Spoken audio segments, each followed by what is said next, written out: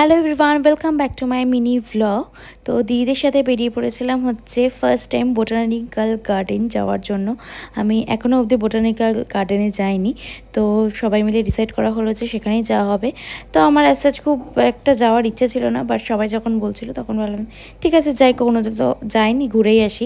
আর মাঝে মাঝে থেকে থেকে এত জোরে বৃষ্টি পড়ছিল, আর যেহেতু ছাতা নিয়ে যাইনি তাই কোনো রকমভাবে মাথাটাকে বাঁচানোর জন্য আমি রুমাল দিয়ে করছিলাম, মাথাটাকে ঢাকছিলাম। আর এখানে আমার জামাইবাবু তো দেখতেই পাচ্ছ পাগলামি করছিল।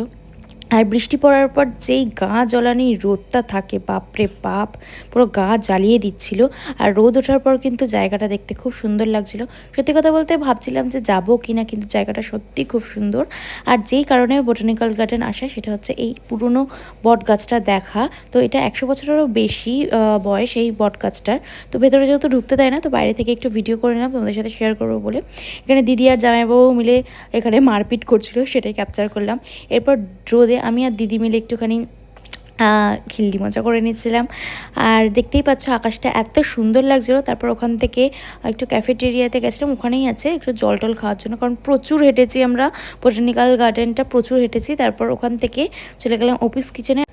তো আমি সেখানে গিয়ে আমার পছন্দ মতো বিরিয়ানি অর্ডার করেছিলাম, কারণ আমার বিরিয়ানি খেতেই সবসময় ভালো লাগে। আমি খুব লয়াল বিরিয়ানির প্রতি। তো এইভাবে আমার দিনটা কাটলে, তোমরা জেনে কেমন লাগলো?